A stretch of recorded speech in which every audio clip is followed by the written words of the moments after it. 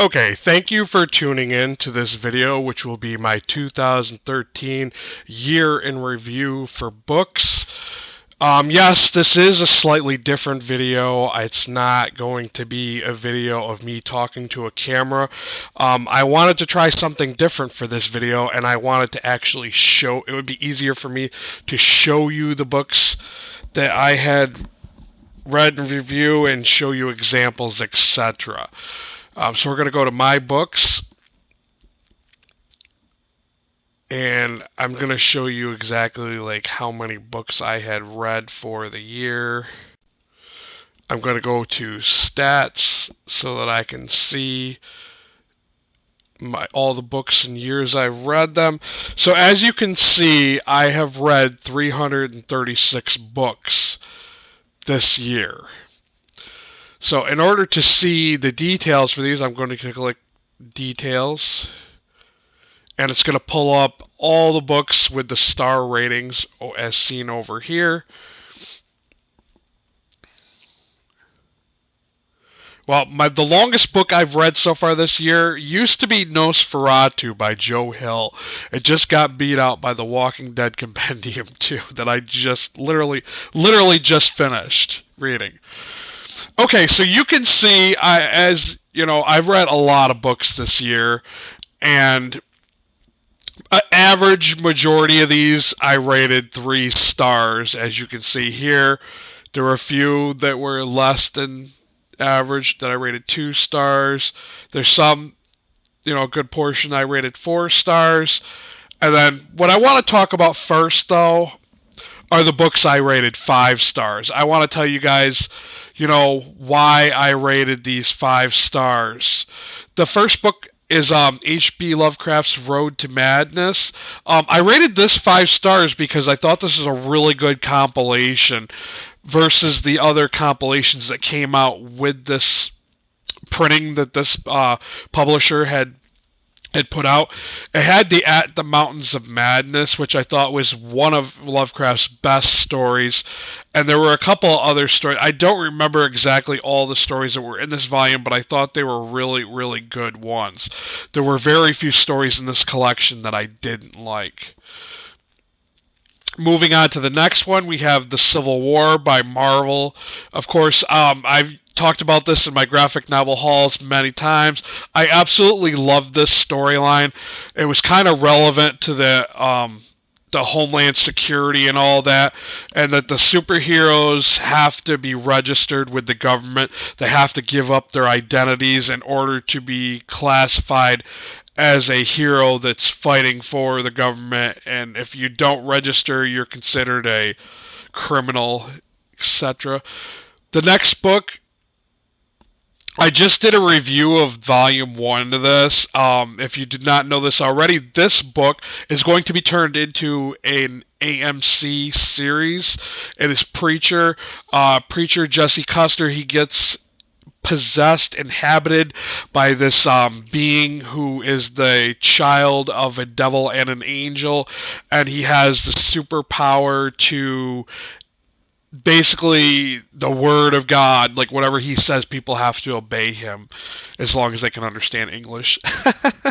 But he's on a mission to try to track down God, and because God, once this being was created, decided to leave heaven, and he just totally gave up all of his responsibilities, and Jesse Custer wants to track him down and make him responsible. I'm in the middle of reading this series. I obviously won't be able to finish it before the end of 2013. Next up, we have Hellboy Volume 4, The Right-Handed Doom. The Right-Handed Doom, this story, to sum it up best, I have to say that this is Hellboy Movie 1. The first movie, Hellboy, is this book. Hellboy 5, The Conqueror Worm. This one was not turned into any films so far. I don't know if they plan on making any more Hellboy films, but I thought this one was a really cool story because it was about it was almost like Lovecraftian because there was this worm from outer space and there were Nazis, and it was really good. Safe to say. Next up, we have New X-Men Volume 3, New Worlds. I rated this 5 stars. I did not know that Professor X had a sister, a twin sister, and she's trying to take over the X-Men and make them pay. So, and it was just a really good... I don't remember all the details to the story, but I was really, really impressed with it, especially considering that I didn't think a lot of the new X-Men stories were all that great. I was really impressed with this one, though. Next up, we have Auschwitz, which is a graphic novel by Pascal Croce, I think his name is. Well, anyways, it is a telling of the events that happened in Auschwitz. While we do have the Mouse graphic novels, I thought this one gave a better example of the real, like, things that the people in the camps really endured. I thought it was more straight to home. I absolutely loved this one. It wasn't that long either. It was pretty short, but it gave all the, the gruesome details of what it was like to live in Auschwitz. I highly recommend that one. Next up, we have Post-Secret Confessions on Life, Death, and God. I found this series to be very enjoyable. People were asked to submit a postcard with a deep, dark secret that they didn't want anybody to know about. And of course, majority of these people were anonymous, so that way they're protecting their privacy. But these were the ones about, life, death, and God. I just found this very, very touching book. I absolutely loved it.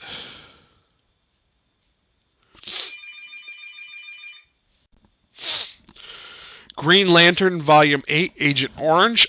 This was a prequel to the Blackest Night series. I very, very much enjoyed the Blackest Night series. I usually do not like DC Comics stories. I just don't know why that is, but I really, really enjoyed this one. And you're introduced to the Keeper of the Orange Lantern, and he's this greedy little alien that just wants everything. He's like, mine, mine, mine. He's sort of like the seagulls in Finding Nemo. I thought it was a very entertaining story and a nice way to set up the Blackest Night. Astonishing X-Men Volume 5, The Ghost Box. One of the reasons why I rated this one 5 stars, it was just so good. It was a different science fiction X-Men story. And usually, X-Men don't usually delve into the realm of science fiction too often. And I thought it was pretty cool that, it was after the events of the Messiah Complex and House of M. There aren't many mutants, and the mutants that there are can't reproduce, etc. But they're discovering that there's alternate worlds, and there's like assassins from these alternate worlds trying to kill people. I thought it was a really cool story. X-Men Original Sin. This one went into a way back kind of flashback story about how Wolverine was trying to kill Professor X. It was kind of interesting, and it was a little bit more about how Mr. Sinister behind the lines, what he was doing to set up certain events and certain characters. X-Force Cable Messiah War. This is a key story in the Hope Summers storyline. There was a lot of action, time traveling events in this one. I really enjoyed it. Heart-Shaped Box by Joe Hill. This is not your average ghost story. I have done a review of this, if you want to check that out on my channel, if you have not already seen that review. One of the things about this book that a lot of people tend to overlook the deeper meaning to the story. They kind of take it for the literal, that it's just a ghost story, but there was so much more to it than that.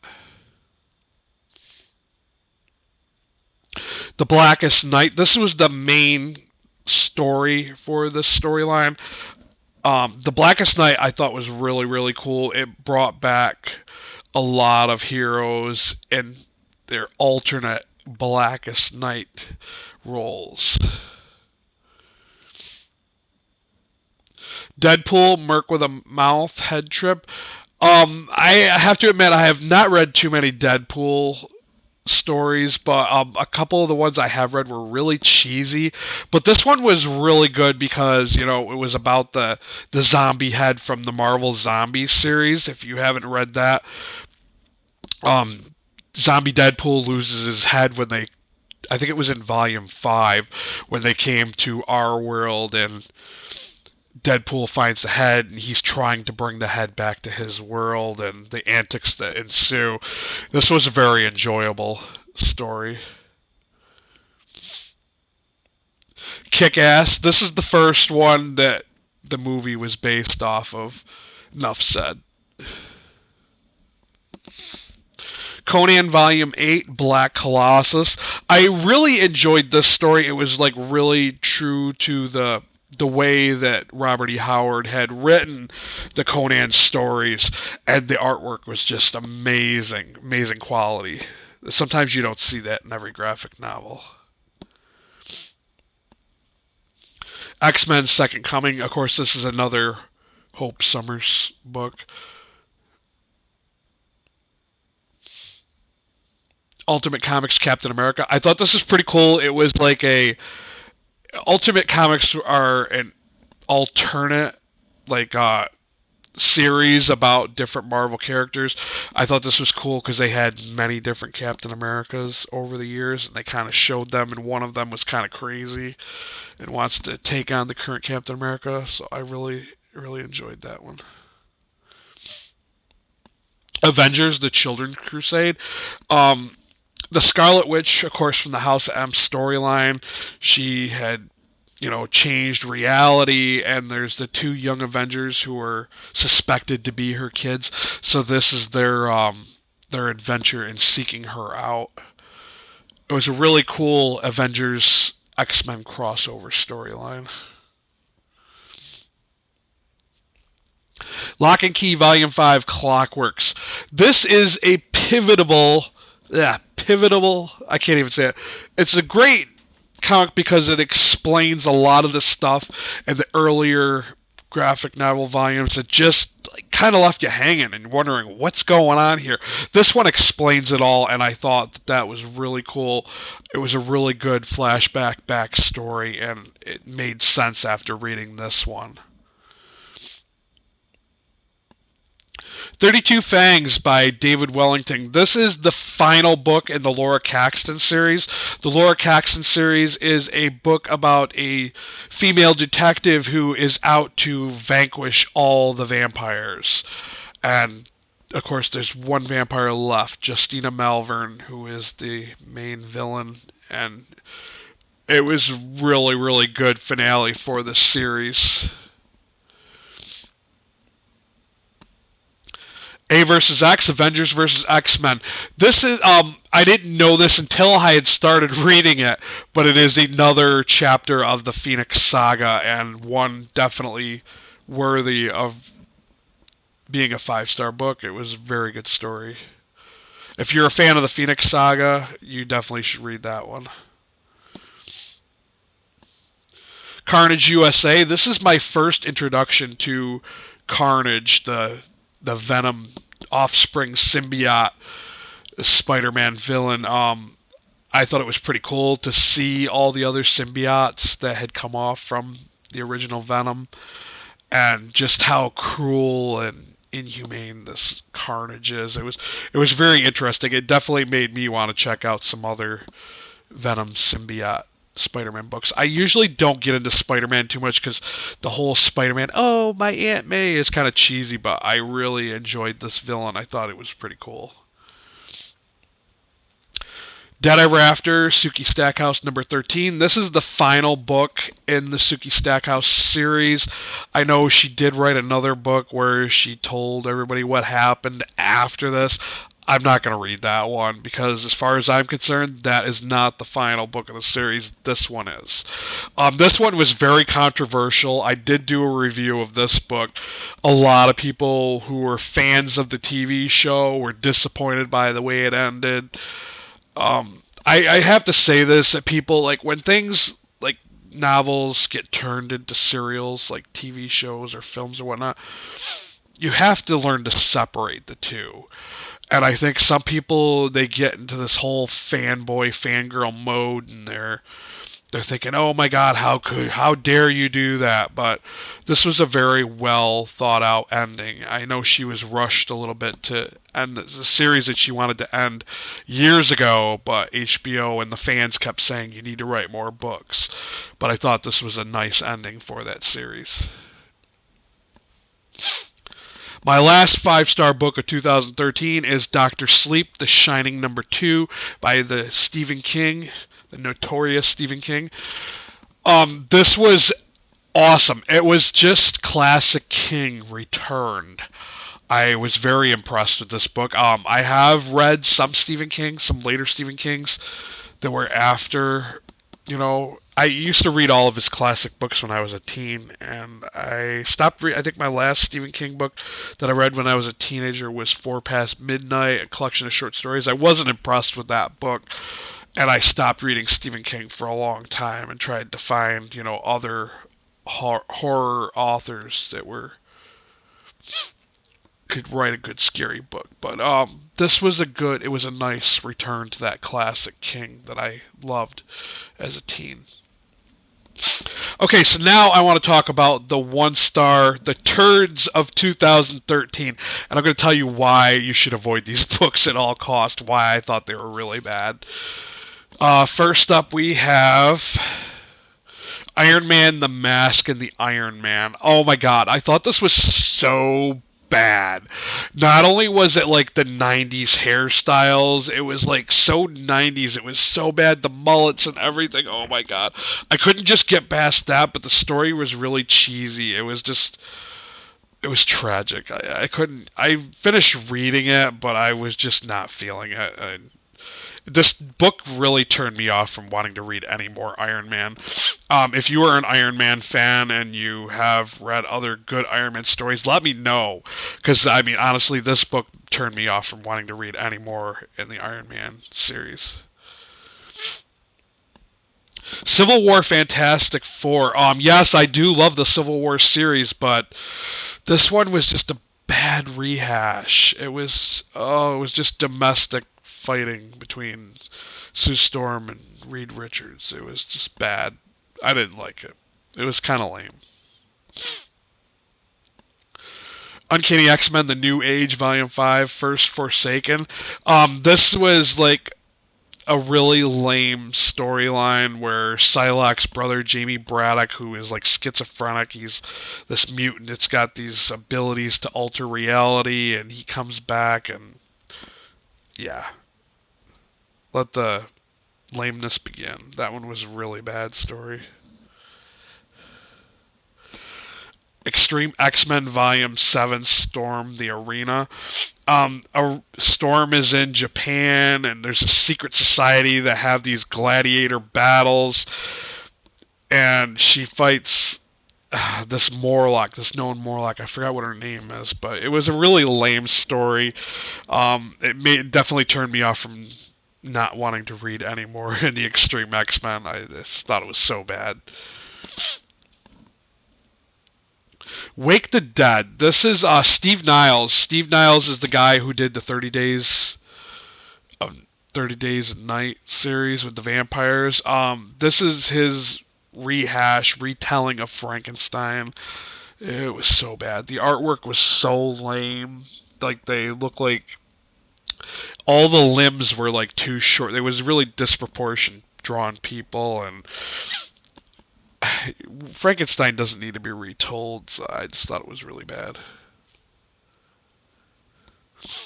Ghost World, the special edition. I don't know why everybody talks about this book like it's so good. I thought it was so boring.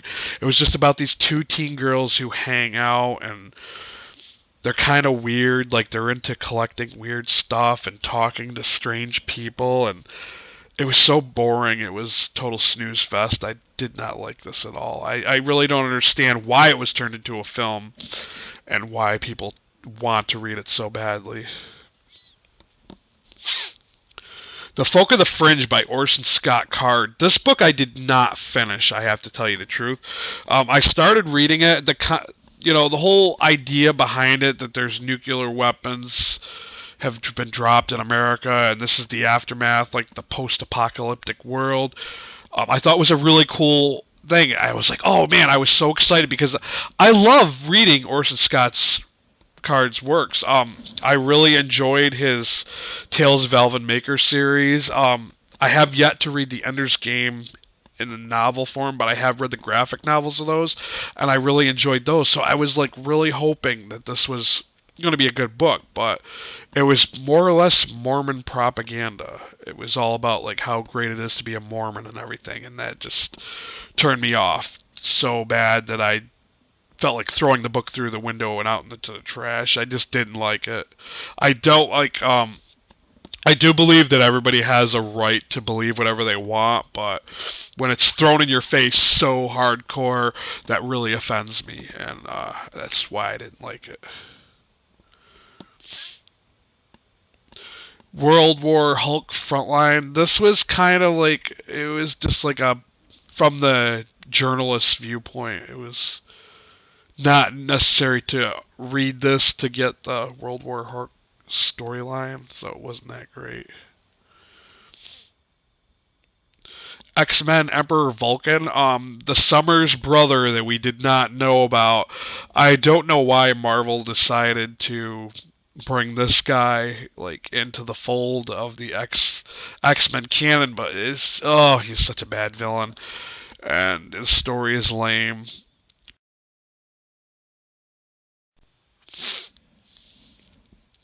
X-Men versus Apocalypse, Volume 2, Ages of Apocalypse. This was kind of dry.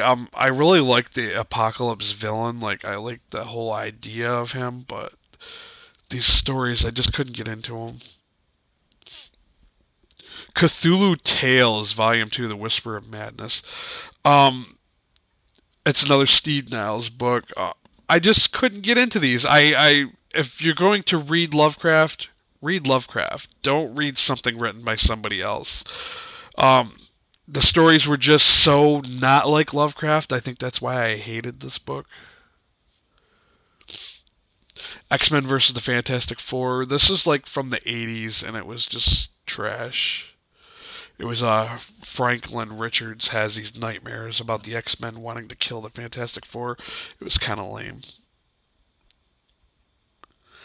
Dark Avengers Volume 2 Molecule Man. This Molecule Man villain, who I've never heard of before, decides to take over this small town and make it his own, and the Dark Avengers are there to save the day. It didn't really show what, the Dark Avengers were about, that they were really villains, or they were wrongdoing heroes, like wannabe heroes, and I thought it failed on that note. Chew Volume 2 International Flavor. This is another graphic novel that everybody seems to love. It is a comedy, like it's a comical, humorous graphic novel. It's about this guy who, his ability is to eat stuff and to know, like, what had happened to that thing. Like, he could take a bite of a corpse and he'll know, like, how they were killed. I thought the whole concept of that, and the fact that chicken is banned and all this, it's just so bad. I couldn't get into that one. Yeah, I read 2 volumes of that because I was hoping that it was just the first part that was bad. X-Men Sword, No Time to Breathe. These are like international equivalent to S.H.I.E.L.D. Yeah, it sucked. The drawings of Beast were very, very bad. They made Beast look like a horse. Like, Beast does not have like a long snout. The drawings, I don't know if that was why I hated it so bad, but it was just trash. And the same could be said for X-Men Pixie Strikes Back. She's a minor X-Men character, and you have to wonder if it's worth it to read any of these like offshoots to the main titles, because so far they seem to be pretty bad. X-Men Forever. This was like an alternate X-Men storyline where events had happened differently, and I just really couldn't get into it. They were just, and I guess this was Chris Claremont, who is a writer who wrote the original classic X-Men. He was brilliant, man. He wrote some really good stories like the Phoenix Saga, I think is one of them. But this is what he had planned on doing with those characters after a certain time period. I just wasn't feeling it. Maybe because it's not the traditional X-Men that I grew up reading. I don't know. This is Ultimate Comics X-Men Volume 1. This is another spin-off. Ultimate's line were remolded into this crap. That's all I could say. It was crap. The Ultimates were better than this. Yeah, this guy is not even Wolverine. It's like Wolverine's son, and yeah, he's kind of lame. Avengers: The Contest. This was like it was like the Secret Wars, but just for the Avengers, and it was kind of lame because it was like every Avenger in the Avengers Marvel universe was like sucked off the planet, and they had to prove themselves. It was kind of lame. If you're into those like battle things about who would win, you might like this, but I really wasn't feeling it. And the last turd of 2013 is Wolverine and the X-Men Volume 2.